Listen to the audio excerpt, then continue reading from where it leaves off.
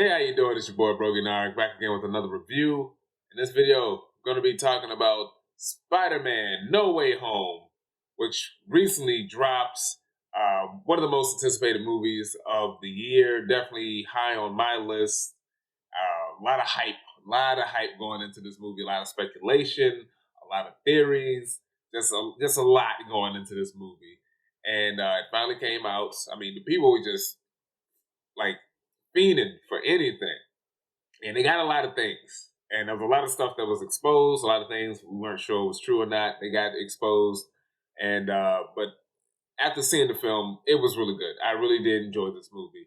Now I'm gonna go non-spoilers for a little bit, and then most of this is gonna be spoilers. So if you want my non-spoilery thoughts, love the movie, really good. I would say this is the best of the Tom Holland trilogy. Um, Probably this is definitely his best performance as the character. I would say, surprisingly, the thing that I was worried about was there's going to be a lot of crazy story elements and multiverse stuff and all these villains, potential cameos, and I was like, man, he's going to get lost in the sauce. It's going to be a big mess. But I have to say, thankfully, Kevin Feige exists, and he did not allow this to turn into like a Spider-Man 3 or Amazing Spider-Man 2 situation. He really helped streamline and navigate a lot of the twists and turns in this film, and I enjoyed it. I had a great time. Some people probably, I've seen a lot of people, well, not a lot, but a good amount of people complain like, "Oh, it wasn't that special. Nothing really special happened." Now, and like I said, if you were involved in all of the rumors and innuendo and trying to keep up with everything, you're probably not going to be too surprised by this film because so much of this film did get exposed. I'm one of the people who was trying to avoid all of that shit because I didn't want to ruin my experience, and I had a great time. Like I said, enjoyed this. The cast is great. Seeing the old school villains coming back, especially like not Tom Holland, what's his name? Willem Dafoe and Alfred Molina as Green Goblin and Doc Ock. Great to see them. Jamie Foxx did a really good job coming back.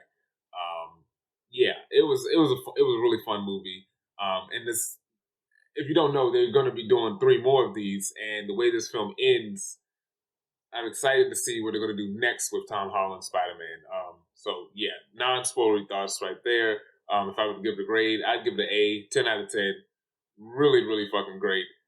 I would put it in my top three Spider-Man movies. I'm debating whether it's my favorite or second favorite. It's like between kind of three. It's between No Way Home, Into the Spider Verse, and the first Spider Man movie. I've always loved the first Spider Man movie more than the second. So yeah, it's kind of in that range. I'm trying to figure out where I would put it, but those would be my non-spoilery thoughts. Now I'm going to get into straight spoilers, so you've been warned.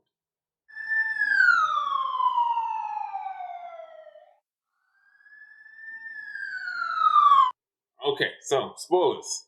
If you saw Far From Home, I wish I had the time to go back and rewatch all the Spider-Man movies. Like if I could have gone back and watched the Maguire ones, the Garfield ones, and of course the Tom Holland ones, I would have preferred that because some of that stuff I don't remember from like No Way Home, not No Way Home, Far From Home, and Homecoming. One of the things I did kind of forget was the whole Mysterio, like I remember he was faking it, but I forgot that he was really trying to pose himself as like the next Iron Man, like he was trying to be this new hero. So when the movie picks up, Peter's identity has been revealed to the public thanks to Quentin Beck, aka Mysterio. He exposes him, and Daily Bugle, J. Jonah Jameson's running with it, and he was great. J.K. Simmons is just fantastic as this character. I love this newer sort of Alex Jones's type vibe that he has, which is kind of a trend with the character recently, outside of the comics, like in the video game and in this. And I think that's a more modern take, more grounded take on the character, and I like that. Loved it here.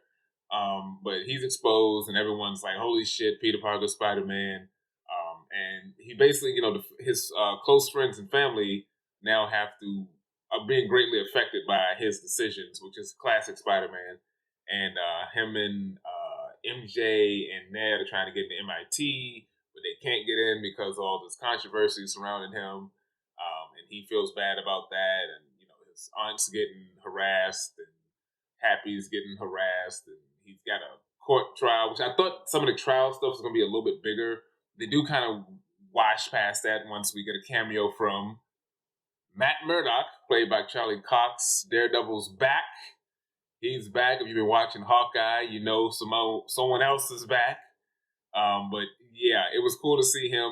You can definitely tell this is the Disney version because he's not all scarred up like he usually would be in the Netflix version. He's more clean shaven. I can't wait to see what they're going to do with Daredevil. He's not going to be as gritty, but I definitely want to see more of that comic book superhuman Daredevil, more so than what we got the grounded, not quite as superhuman Daredevil in the Netflix show. So it's going to be interesting to see how they handle his character. But it was cool to see his cameo. It was heavily rumored, and bam, there he is. And he handles all the court shit, so that was kind of washed away pretty quickly. So yeah, everything's going bad. People can't get in school, and then Peter just gets the idea. He's like, "Hey, I know a magic guy. Let me go talk to Doctor Strange." And we go see Doctor Strange, and he seemed a little off. And I thought there was going to be a twist with the character, but we didn't get that. Clearly, if you saw the post-credit scene, they're clearly saving that for the Doctor Strange movie, Doctor Strange 2. So Strange is he's different. I thought the dynamic, it was interesting where he mentions that he's no longer Sorcerer Supreme because he was gone for 5 years. So now Wong is Sorcerer Supreme. I thought that was kind of cool. I can't wait to see how more of that will be affected in the Doctor Strange movie. But I did find it weird that even though Wong is Sorcerer Supreme, Strange is doing all this magic bullshit that's like affecting the multiverse, and Wong is just nowhere to say anything. He just leaves on vacation. But that was kind of random. But anyway, Peter talks to Strange, and he's like, "Hey, can you do a spell to make people forget that I'm Spider-Man?" And he, of course, he tries. You've seen the trailer. It's basically like, the trailer showed a good amount, but then it didn't show everything, which I thought was great.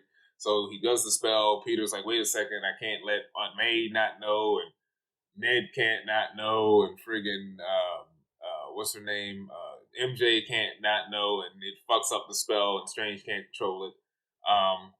Which was a bit more believable. In the trailer, it seemed odd that he would fuck that spell up, but actually seeing it on screen is like, okay, I can see how he was getting frustrated and trying to control the energies and all that.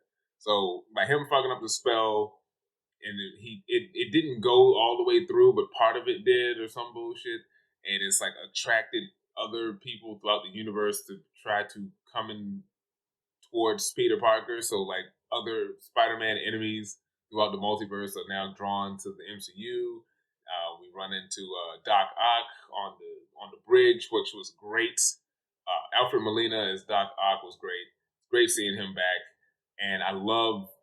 We had a really good, interesting fight sequence with him and Tom Holland Spider-Man. It's not as good as the fight sequences in Spider-Man 2, but it was cool to see his tentacles do more than what we saw in the Raimi films. Like he was like throwing a lot of cars and these heavy concrete uh, cylinders and shit like that. So it was cool. It was cool special effects on that.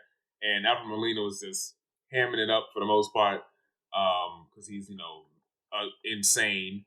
And there's the whole thing with the nanotech gets on his tentacles, and then now Peter can now control them, so he's deactivated. They go back to the Sanctum Sanctorum. He gets locked up. And they also run into Green Goblin on the bridge, and he's like, I don't know what the hell's going on.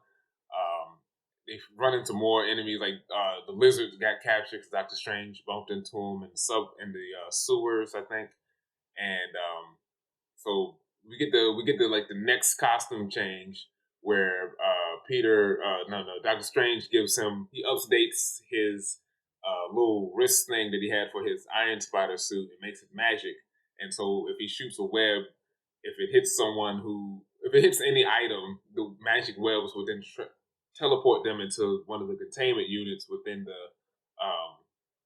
under the sanctum. So, and this design I didn't really care for. It was basically the Iron Spider suit, but it was like kind of half-assedly painted black, but like some of the gold was still showing. Like when I saw the action figures, I didn't care for it, and then seeing it in the film and the context, I get the context. I still don't like that design, but he has that suit for a little bit. He runs into Electro. Jamie Foxx is back, and he looks like Jamie Foxx as opposed to looking like Eddie Murphy in like a Nutty Professor reboot. And like he wasn't as goofy. He was still funny. He was a little goofy, but not too goofy, and he was a little more cynical and funny. I like this portrayal of Electro far more than the one in Amazing Spider-Man 2, even though I do enjoy that movie, unironically. And so I like the new design. He's got the yellow energy. They kind of explain because he's in a different universe. That's why his energy is now a different color if you want to take of it that way. And he's just obsessed with energy and power, which is what Electro is obsessed with. And he gets captured. And then, everyone's trying to figure out what the hell is going on because certain people know each other and certain people don't. Oh, yeah, he runs in Sandman, too. Sandman just pops up. Thomas Hayden Church. Thomas Hayden Church pops up, and he's mainly in like Mudman mode the entire time. Thomas Hayden. He's mainly in mud mode the whole time. Like he basically is just like the sand monster. He's not even like the human form that turns into sand. He's just this mud sand monster guy. Kind of reminded me of Clayface in a way. But he's kind of on the fence. He's like, he at first he seems like he's on Spider-Man's side because he helps him take out Electro, but then he's kind of wishy-washy, which is perfect for Sandman because he's always wishy-washy usually. So after they've been captured, Strange is kind of like, dude, we got to get these guys the fuck up out of here because they're fucking up the multiverse, and everyone's kind of freaking out because they were all like, well, the last time I was around, I got killed by Spider-Man, or the other time I died fighting Spider-Man, and da-da-da. So Peter hears this, and he's like, maybe we should try to help these guys or cure them, quote unquote, in a way so they won't end up getting killed or dying at the hands of Spider-Man. And Doctor Strange is like, dude, we don't have fucking time for this. It's a whole different universe. Don't worry about it. It's not your fault. You're not killing these guys. You're not the problem. If they die, they die. And Spider Man's like, that's kind of fucked up. So he, of course, goes against it. And we get the great action chase sequence where he's trying to keep this. It's like this MacGuffin box that has the spell contained in it. If you open the box or you hit a switch, it will reverse everything and everyone will go back to where they belong. So they're fighting over it and shit gets crazy. They're in the mirror dimension and, all the shit's like turning on it and everything. Like that shit was great. And I liked how Peter was one of the things that I'm glad that this movie does, because this movie does touch on a lot of things that a lot of people like to whine about on the internet about this version of Spider-Man. Well, oh, he's Iron Man Jr., he's Spider Boy, he's not really Spider-Man, he's not even that smart. Da, da, da. They do show you that he is smart and he uses his intelligence numerous times throughout this movie, even more so than the previous Spider-Man, to a degree, to get himself out of situations. Like when he's in the mirror dimension and he's looking at things, he's like, wait a second, this is basically geometry. And he does some things with his webs to trap Doctor Strange in the webs and the rocks and all. It was really cool. And I like, he was like, yeah, I just fought Doctor Strange in one type deal. Like that was great. And we also see he runs into Norman Osborn because he's kind of losing his mind. He still has the whole duality thing. Willem Dafoe was fucking great in this movie as as Green Goblin, and they did one of the things that the internet. I know it was a meme that the internet has had for like a decade now, and it was like you don't really need the Green Goblin mask. Just let Willem Dafoe's face be the Green Goblin, and that's what they did with this movie. And I swear to God, it worked. It worked like gangbusters because there's the transitions from when he's like regular Norman to when he's like Green Goblin, like is fucking great. I love it. So he's kind of getting buddy buddy with Peter because he wants to help and kind of get back to where he belongs, even though he kind of he doesn't know he's gonna die, but like when he meets Doc Ock's like, dude, you died. You got killed by your own glider. And Sandman's like, yeah, both of you guys actually died. Da da da. So Peter, with the help of the influence of Aunt May, who's telling him like, no, you really should help these people because that's what you do. Blah blah blah. they go back to Happy's apartment because he's got some Stark tech there and also a fabricator or whatever, and he starts using this tech to figure out how he can cure the villains and kind of get rid of their powers and make them less of a threat. Um, so he's like he figures out how to make the refix the chip on the back of Doc Ock so he can be normal. How to potentially turn Sandman back into a regular person, how to turn Lizard back to a regular person, how to take away Electro's electricity powers, and things are going pretty well. But of course, there has to be a turn, and Norman Osborn was fucking with him, and the Goblin personality comes back in and screws him over, and he convinces the others, like, "Hey, do you really want to lose your powers? Do you really want to go back? Well, we got a whole new world with infinite possibilities. Like, let's just fuck around here." So Electro gets out of there. Sandman leaves with him because Sandman is a pushover. He does whatever. He wants to see his daughter, but then he doesn't want to see his daughter. It's whatever. He was wishy washy in the third Spider-Man movie. Doc Ock was kind of cured, but he got fucked over by Norman.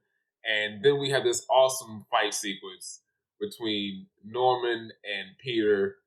It was great. Like a lot of people were reposting. I remember on Twitter were reposting that fight scene with Tobey Maguire's Spider-Man and Green Goblin in the first movie, and they were like, "Oh, there was never a moment in the Spider-Man movies that was this brutal," and it hasn't been until this movie. It's not more brutal, but it's in that vein, and they did a really good job where Goblin is beating the shit out of him. He like fucking power bombed him through like one floor, and they were fighting, and there was like moments where Peter was hitting him, and he just kept laughing at him. He got back at him, and then he like hit Spider-Man with a spine buster through like three different stories, like no, 10 stories of this building. It was fucking great, and they're beating ass.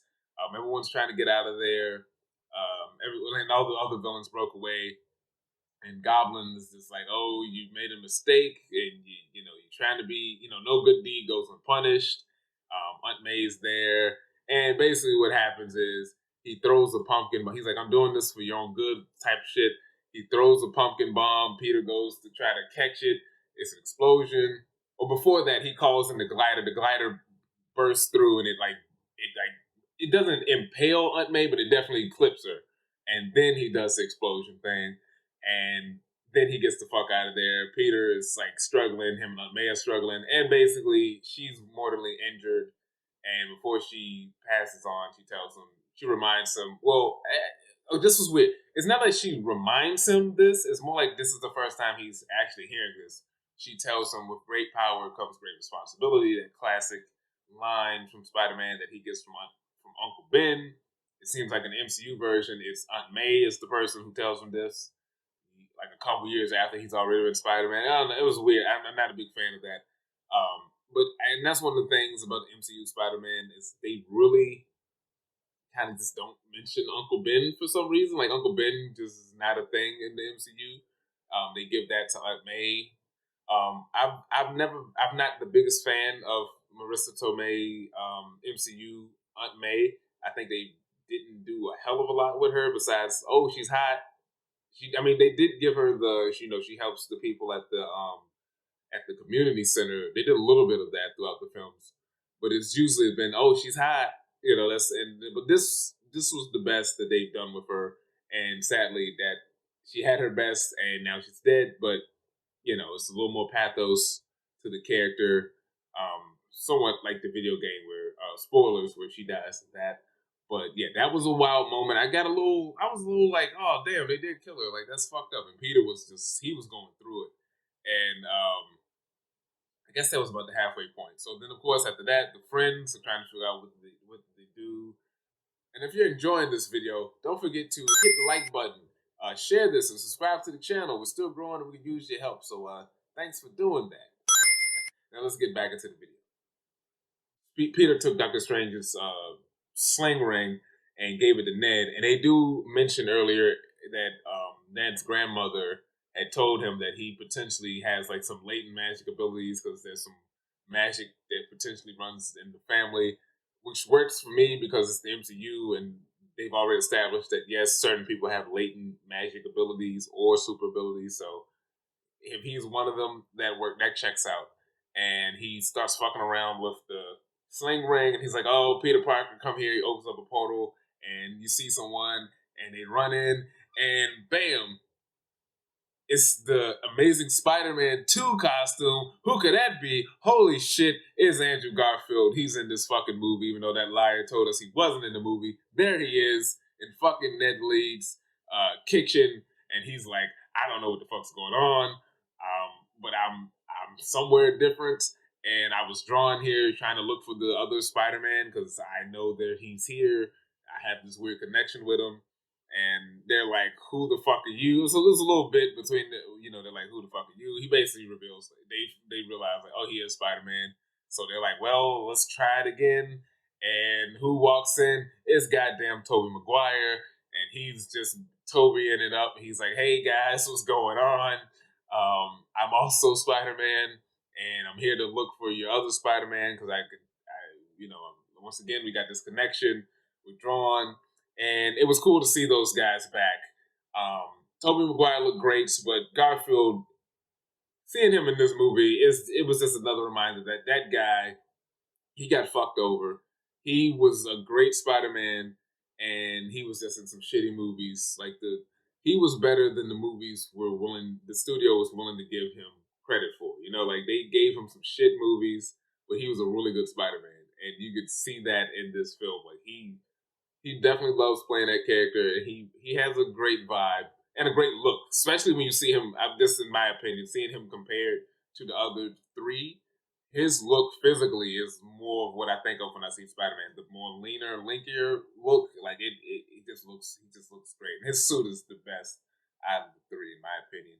But so the friends are like, well, we got to track down Peter. He could be somewhere. We got to think of a place where he might be. And she realizes. MJ realizes what it is, so they go meet.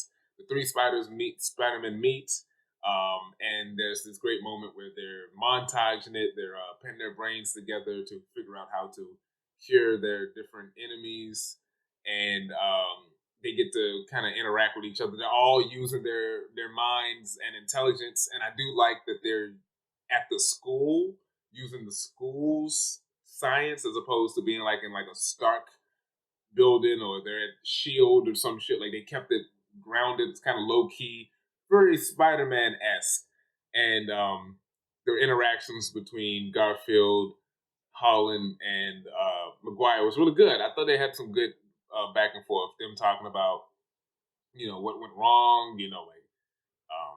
Especially when Garfield was talking about how like I lost Gwen, she was like my MJ, and I kind of fucked that up, and I got darker. Toby talking about how like, I lost some people along the way, but I kind of still have this thing with MJ. It's a little complicated, very much like the Raimi films. They were will they won't they bullshit going on, but I think it's a little bit better, that type of shit. And then like when Tom would mention things like, I went into space and there's wizards and all this other shit, then it's like, wow, that sounds fucking interesting. Because we're a bullshit ass Sony. We didn't do any of that shit. But anyway, so they figure out the stuff and they send out a message to meet us at the Statue of Liberty. Which, if you've been watching Hawkeye, another MCU connected thing, they do mention that there's this talk of redesigning the Statue of Liberty with the shield, the Captain America shield on it to honor Captain America. And when we see it in this movie, it's under construction. So there's all this construction shit, and the team, the Spider-Man team up to fight. Not quite the Sinister Six. It's like the Fearsome Five because it's only five of them. Is Electro, Lizard, Doc Ock, Goblin, and Sandman. Technically four, but Doc Ock, as we find out, wasn't really with them. But still, it's five, not six. And I think the reason for that is Sony is going to use that as an excuse for the next time they do this, where they're like, hey, now we have the Sinister Six. We didn't have it that last time, though, that first time. That wasn't the Sinister Six. That was five villains. Now we've got six. Now we're breaking the real money. I think that's what they're doing. And that sixth member might be Craven, might be, I'm thinking it's probably going to be like Carnage or Venom, some shit like that, but who knows? But I'm definitely sure they're saving that in their back pocket. Those sneaky greedy fucks. So they get into this big fight. Just like people were pointing out in the trailer, they're like, the lizard's getting hit by somebody. What is going on? And then we see it's like, oh, it was Tobey Maguire, Spider Man. He like kicks him in the face. They're fighting, but they can't. They're not used to working together, working in a team, quote unquote. So they got to figure out how to maneuver. There was some cool moments of them swinging. There was a great shot where all three of them landed, and it was a great shot. I loved it. So they're fighting. Ned and MJ are hiding with the box, but they can't control. They can't close the portal. Ned can't close the portal this time, so the portal's still kind of open. There's a moment where the lizard sees them, but then now they're in danger. We get the moment where MJ falls off the building, and Tom Holland Spider Man is trying to save her, but he can't. He gets taken out by a Green Goblin at the last second. But Garfield Spider Man, he goes in, he does save her. He saves her, and he has a fucking emotional breakdown after he catches her. He's like, "Are you safe?" She's like, "Yeah, I'm safe." She's like, "Are you safe?" He's like, "Yeah, I think I'm gonna get through this." And I was like, "Oh, that's so fucking sad," but he did the damn thing. He did it that time. And so they take them down one by one. They cure Sandman first, and we finally see Thomas Hayden Church's actual face, and he's wearing the same outfit, the original Sandman outfit. It was cool to see. They take out Lizard. I think Doc Ock comes in, and then he's on their side. He's on the hero side, so he helps them take out Electro. But Goblin is still around, and he's a pain in the ass. He's fucking everybody up. One of the portals that Ned makes brings back Doctor Strange, and Doctor Strange is pissed, and he's trying to end everything, but they're like, no, please don't end it yet, because Peter's plan is actually working. Just give it a chance. But the multiverse is starting to crack even more so, and more of these enemies of Spider-Man, or these people who are attracted to Spider-Man, are starting to pull through. You see like some shadowy figures. I couldn't quite make out any of the silhouettes, so maybe I'm pretty sure there's some Easter eggs there, but I couldn't quite make out any of the silhouettes that showed up for like a little bit on screen. So Strange is dealing with trying to repair the multiverse. Um, Spider-Man gets back into it with Goblin, and one of the things I do love his look. They had him in the like a broken down Goblin suit from the Raimi film, but it's sort of broken down. He was wearing like a purple hoodie when it got all ripped up. Now he's just wearing like the hood with the goggles and the purple goggles. I mean the purple hood. It looked great. Like that shit looked really good. And he gets into a fight with Tom Holland Spider with Peter, and Peter's beating the shit out of him because Peter's pissed because he killed Aunt May, and of course Goblin does his bullshit where he's like, I may have pulled the trigger, but if your aunt wasn't there and you hadn't pulled her in and listened to her, she wouldn't have died. So you're at fault for her death, even though I blew her ass up and stabbed her. But you fucked up. It's your fault. Like that dumbass shit. And of course Peter was pissed and he was about to kill that man. He had the glider. He was about to hit him. He was about to stab him, but then like Maguire came in and stopped him, and eventually he like realized like, okay, I can't stab this guy. Then Goblin stabs Maguire, and I thought they was gonna kill. I thought they was gonna kill Tobey Maguire. I was like, no, don't fucking kill him, please don't kill him. But I was like, I thought they was gonna kill him, but no, he doesn't get killed. Garfield comes in, he throws in the Goblin cure. Peter catches it, stabs him in the neck really hard, and injects him with the thing, and then he turns back into Nice Norman, and Nice Norman is sitting there with a bleeding out Spider-Man and all this rubble around him. He's like, what did I do, guys? It's like, I really don't remember what the fuck just happened. And so, yeah. So the day is saved, almost. But, Peter has to go back to talk to Strange. And Strange is trying to fix this spell. And he's like, well, what do we do? He's like, well, we have to go through with the spell. And Peter kind of is like, but if Strange is like, but if you go through with it, people are not gonna remember who you are. Are you okay with that? And he's like, fuck, I'm gonna have to be okay with it, but let me, make some amends. So he goes while Strange is fixing up the spell. He goes to Mary Jane and Ned, not Mary Jane. He goes to Michelle, which is another thing in this movie. They do double down on her. this movie doubles downs on MJ not being MJ, but she is MJ at the same time. Like she's not Mary Jane, but she is Mary Jane. Like she's not Mary Jane Watson. She's Michelle Johnson Watson, but she's essentially the Mary Jane character without being Mary Jane. And I like her in this role, and I think she's far better than Kirsten Dunst. And she's on the level of her and Tom Holland is on the level of Gwen and Peter from the Amazing Spider-Man series, Garfield and Emma Stone. And I think their chemistry is better because both of them were in relationships at the time, as opposed to Maguire and Dust, because I never truly bought. Well, I bought it in the first movie, but as the films went on and I got a little bit older, I never really bought the relationship between the two. I thought that was one of the weaker elements of those movies. But I love Michelle's character. But anyway, he tells her like, "Hey, I love you. You're one of my favorite people, but I'm gonna have to forget you," and blah blah blah. And everyone's sad. And then Strange does the spell, and then once he does the spell, everyone fades away, and they go back to their respective universes. And he, says bye to the other Spider-Men. And there's a great moment where interaction between Toby and Andrew Garfield Peters, where they're talking about their lives. And Toby is basically giving Garfield a pep talk, and he's kind of reassuring him, like, "Yeah, you were some shitty movies, but you're still a good Spider-Man. Like, don't worry. Like, we do love you, man. Like, even though you might have been in some bullshit ass movies, people still fuck with you, man." I thought that was great. He's like, "You're amazing. You're amazing, man. Just don't second guess yourself. Like, that stuff was great." So they fade away, and the spell goes through, and this was weird because the ramifications of this was weird because it's like he's in this world, no one remembers Peter Parker, but it's like she doesn't remember him. So I'm like, did they go to school? Like, is this because they were just graduated and they both now have gotten into MIT because of the whole Spider-Man's identity isn't revealed. No one knows that Spider-Man is Peter Parker. So I'm confused. Is like, does she remember saving the day with Spider-Man? Just the whole Peter Parker aspect she doesn't remember. Like, does she still remember hanging out with Spider-Man or not? They don't really say.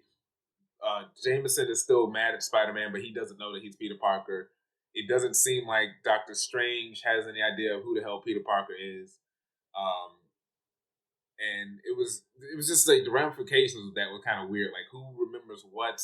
How were they in school together and she just never heard of him? Like, weren't they in the same class? Like, that stuff seemed weird.